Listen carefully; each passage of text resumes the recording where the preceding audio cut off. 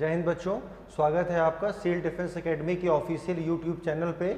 और हम लोग एक सीरीज़ के तहत में जितने भी इम्पोर्टेंट चैप्टर्स हैं उनको हम लोग आपको पढ़ा रहे हैं, बता रहे हैं, जो भी आने वाले एग्जाम्स में है। उसी क्रम में जो अभी ये टॉपिक स्टार्ट करने हम जा रहे हैं वो आपका है जलियांवाला बाग मास्केयर 13 अप्रैल 1919। मतलब जलियांवाला बाग नरसंहार या हत्याकांड ये कब हुआ था?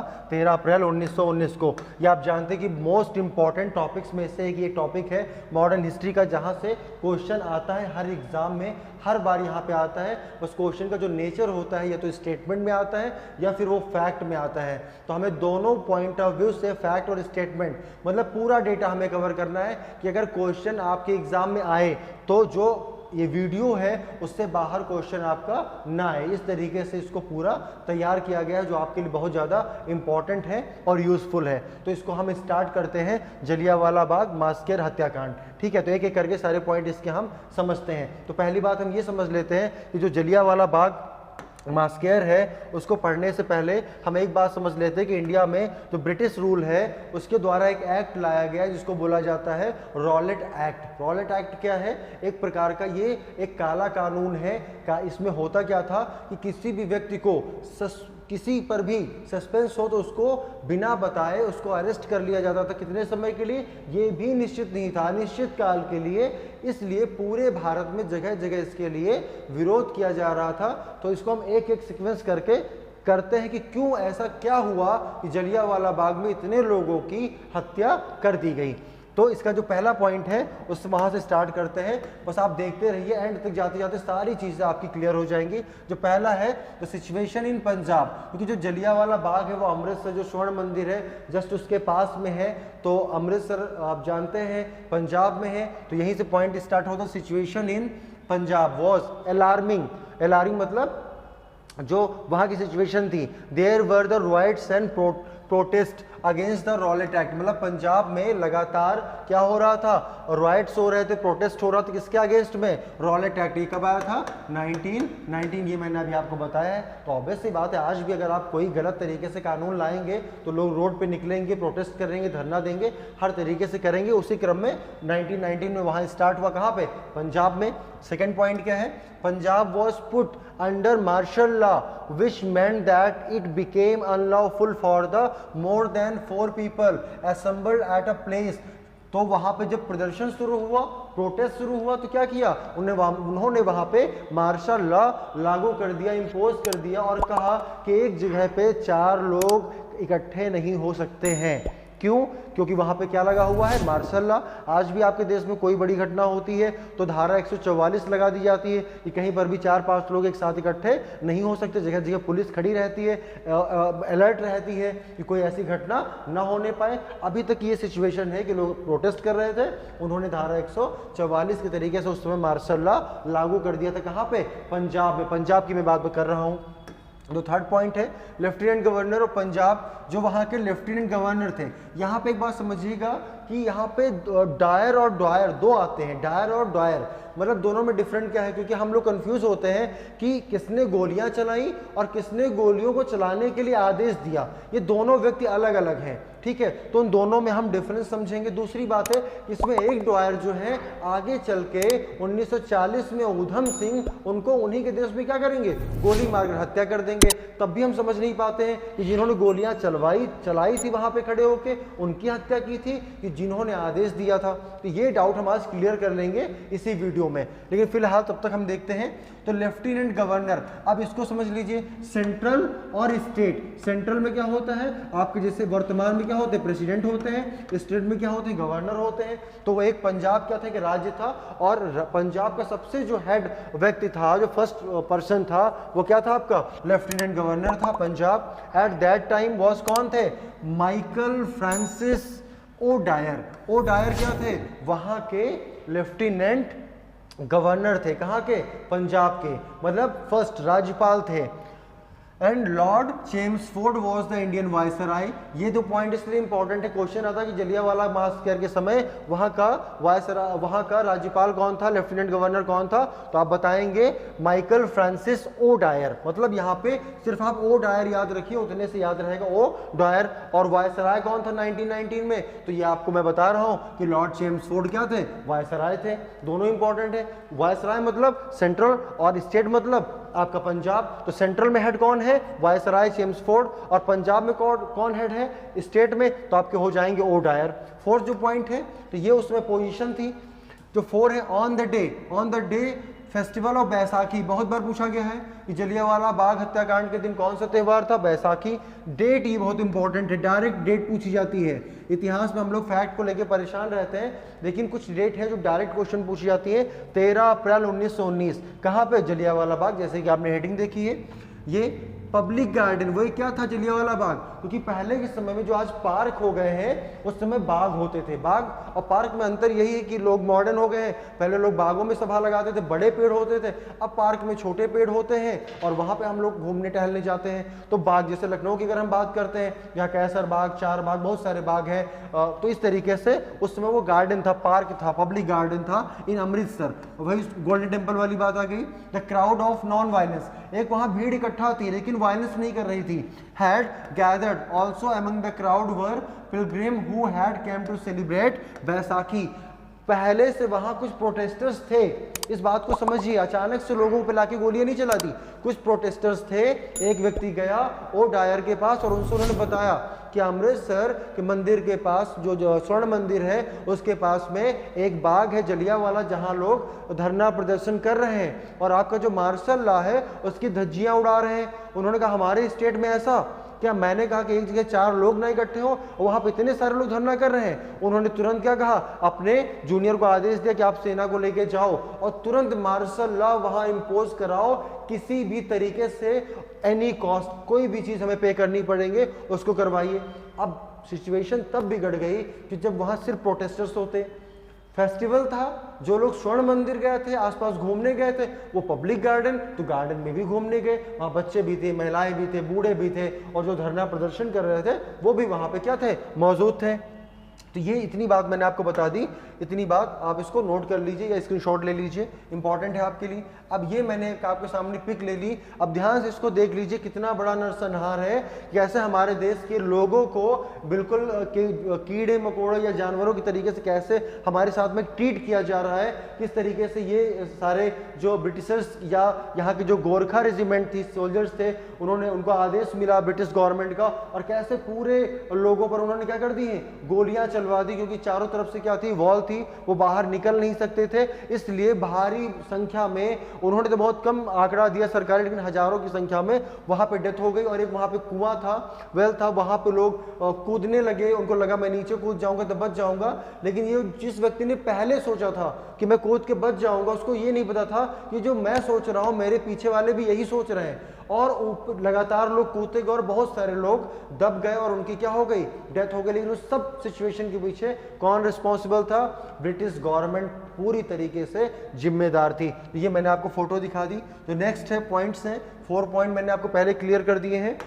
अब देखिए जो नेक्स्ट पॉइंट है 5th नंबर पे, general Reginald Edward Harry Dyer. वहां पे आपने क्या देखा था, ओ डायर, यहाँ पे क्या है, हैरी डायर। बस आपको यही याद करना है। ओ डायर क्या है, आपके लेफ्टिनेंट गवर्नर हैं, राज्यपाल हैं। चेम्सफोर्ड कौन है, वायसराय हैं। और ये आदेश किसको करेंगे, हैरी डायर को, जो वहां पर सेना लेके जाएंगे। देख लेते हैं कैसे क्या हुआ।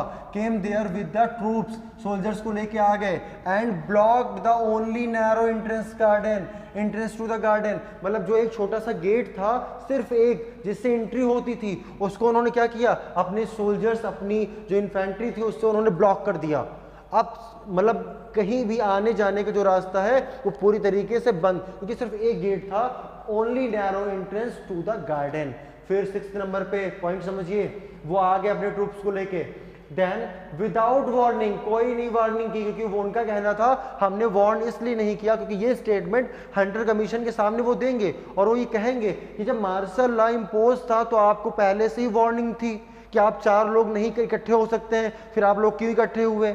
तो उन्होंने without warning he ordered his troops fire the unarmoured crowd. भाई वो नॉन वायलेंस है तो आर्म तो उनके पास होगा ही नहीं, तो वहां पे उन्होंने कर दिया। उसमें क्या थे, बच्चे भी थे, छोटे छोटे मासूम बच्चे जो गोद में थे, 1 साल के, 2 साल के, 5 साल के। ऐसा कहा जाता है कि जो उधम सिंह ने जो ओ डायर की हत्या की वो उस दिन उस मैदान में मौजूद थे, इसीलिए इस घटना का बदला लेने के लिए वो वेट करते रहे और 1919 की घटना का बदला उनको गोली मारकर 1940 में उन्होंने अपना बदला पूरा किया। ये भारतीयों का जो साहस था कि नहीं आपने जो किया है आज नहीं तो कल इसका बदला हम लेंगे। खैर वो बाद में देखते हैं। तो वहां पे इस तरीके से उन्होंने आदेश दे दिया।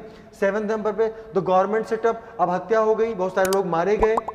गवर्नमेंट ने क्या किया, एक कमीशन बैठा दिया जिसका नाम क्या था, हंटर कमीशन। बोले कि आप लोग बिल्कुल परेशान मत होइए, हंटर कमीशन ने जांच करेगा, चाहे वो हैरी डायर हो, चाहे वो डायर हो, या जितने भी उसमें ट्रूप्स थे, सब पे एक्शन लिया जाएगा। उन्होंने बहुत प्रोमिसेस किए। कमीशन बनाया, इंक्वायरी इनटू द मास्केयर पे कमीशन वो एक्ट करने के लिए Dyer, I did not impose any disciplinary action against them. उन्होंने कह दिया मैंने कोई ऐसा काम ही नहीं किया, मैंने कोई ऐसा काम नहीं किया जिससे आप कोई हमारे खिलाफ एक्शन लें, क्योंकि हमने तो अपने नियम का पालन किया, क्योंकि वो लोग ब्रेक कर रहे थे लॉ, मार्शल लॉ, और हमने उसको पालन करवाया। और वहां पे उन लोगों ने भी हमारे ऊपर हमला किया, उन्होंने अपने बचाव में बात कही। फिर 8 नंबर पे ही वॉज रिवील्ड, वापस कर दिए गए। कहाँ पे, ड्यूटीज से, क्योंकि उनको खतरा था, उनको पता था कि अगर इंडिया में रहेंगे तो हमारी हत्या 100% क्या है, तय है। लेकिन उनके ऊपर कोई कार्रवाई नहीं की, उनको वापस भेज दिया। ठीक है।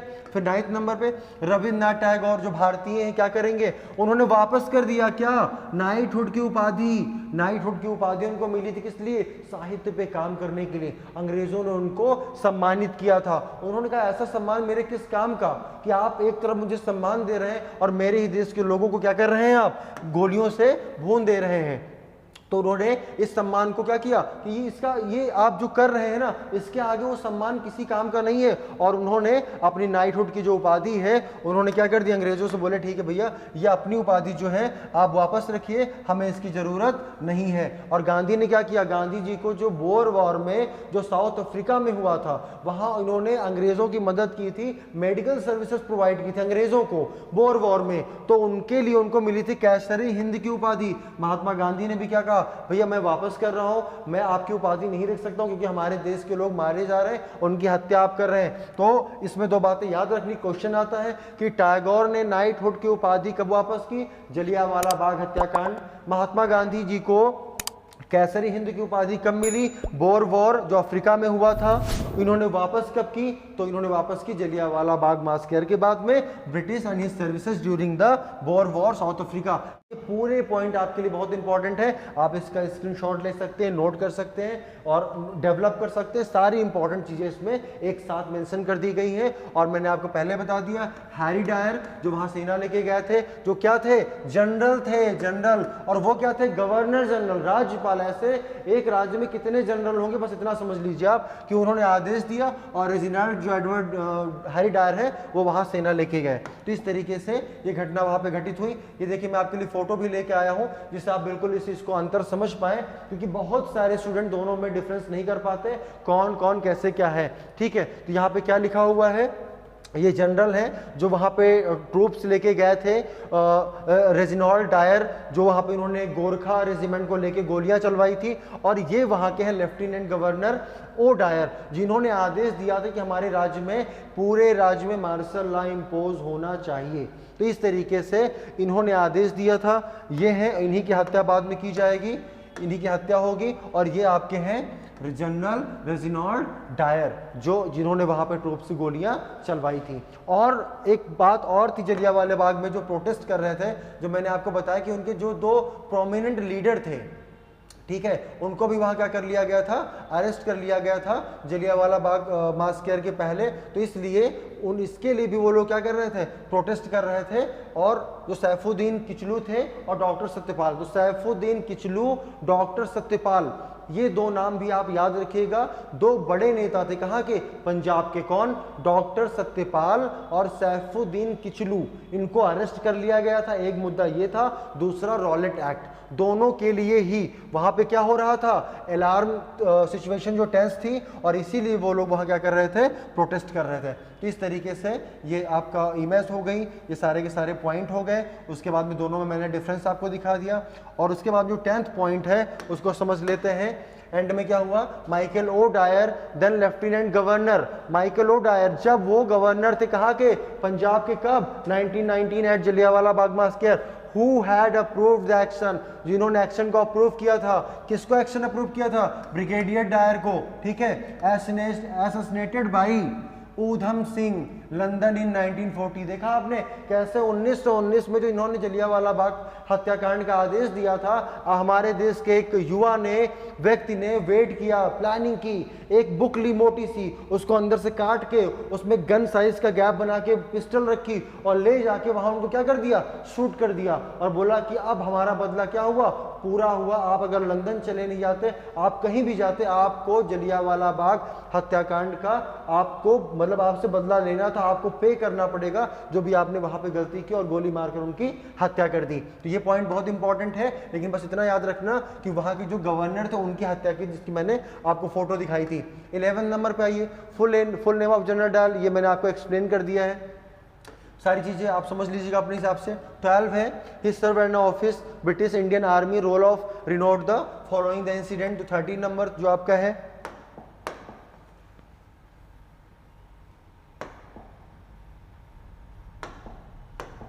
जो 13 नंबर है, the government set up the Hunter commission, वो मैंने आपको बताया, inquiry into the mass care.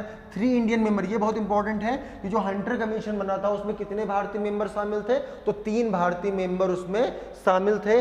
कौन कौन से, उनका नेम भी इंपॉर्टेंट है। पहले हैं सर चिमन लाल सीतलवाड़, कौन है, सर चिमन लाल सीतलवाड़। दूसरे कौन है, पंडित जगत नारायण, पंडित जगत नारायण दूसरे हैं। और फिर कौन है आपका, सरदार सुल्तान अहमद खान, सरदार सुल्तान अहमद खान। तो अहमद खान साहब, चिमन लाल सीतलवाड़ और पंडित जगत नारायण, ये 3 मेंबर थे। इसमें प्रश्न आता है कि इसमें कौन शामिल नहीं था, ना शामिल होने वालों में अक्सर रविन्द्रनाथ टैगोर का नाम आ जाएगा, महात्मा गांधी का नाम आ जाएगा। तो इन लोगों ने अपनी उपाधियां वापस की थी, लेकिन इन्होंने कोई भी वहां पे शामिल नहीं हुए। तो चिमन लाल हो गए, पंडित हो गए और आपके खान हो गए जो इसमें शामिल हुए थे।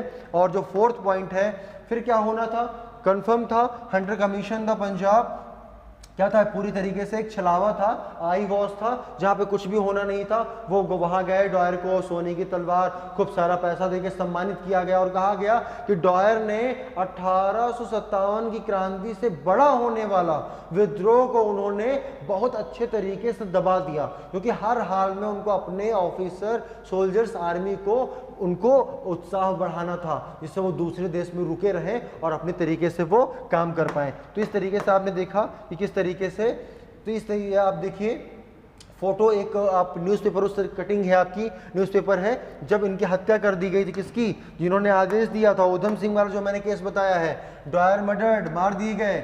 इनको लगा था कि हम भारत से चले जाएंगे जलियांवाला बाग हत्याकांड करके तो हमारे पीछे कोई नहीं आएगा, और हम तो भाई लेफ्टिनेंट रह चुके, हमारे पास इतनी सिक्योरिटी होती है।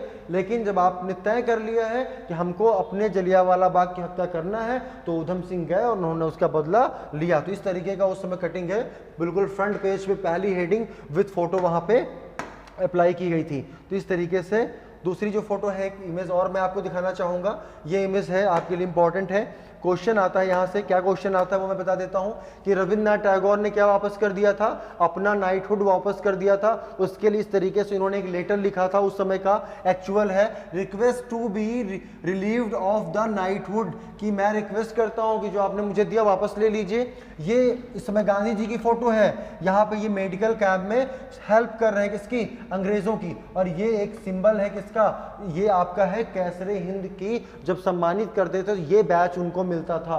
तो ये गांधी जी की फोटो है अफ्रीका की, जब बोअर वॉर चल रहा था, और ये उनकी पूरी टीम है जिससे वो मेडिकल हेल्प कर रहे थे। और ये जो फोटो है ये आपके हंटर कमीशन के हेड हैं। तो हंटर कमीशन जो भारत आया था तो उसके जो मुखिया थे ये आपके हैं V Hunter, William Wilson Hunter. ये मैंने आपकी फोटोज बता दी, टैगोर जी की फोटो हो गई, महात्मा गांधी की फोटो हो गई जिन्होंने उपाधियां वापस की थी, ये हंटर कमीशन जिन्होंने उस पर अपनी रिपोर्ट सौंपी थी। इसके अलावा उधम सिंह ने उनकी जो हत्या की थी वहाँ पे जाके उनके ही देश में, ये आपके दोनों डॉयर हो गए, इन्होंने ये जनरल थे, ये आपके इन्होंने लेफ्टिनेंट गवर्नर थे। ये सारे आपके पॉइंट हैं। ये आपके मेन इमेज है जलियांवाला बाग मास्कर की, तो इसको अपने तरीके से पॉज करके आप नोट कर लीजिएगा, समझ लीजिएगा, ये बहुत इंपॉर्टेंट है और इसको बिल्कुल भी आप हल्के में मत लीजिएगा, मोस्ट इंपॉर्टेंट। इसी के साथ में मैं ये क्लास ओवर करता हूँ। आप बने रहिएगा प्रॉपर तरीके से सील डिफेंस एकेडमी के ऑफिशियल यूट्यूब चैनल पे, और भी बहुत सारी वीडियोस आपके लगातार हम लोग अपलोड कर रहे हैं। जय हिंद।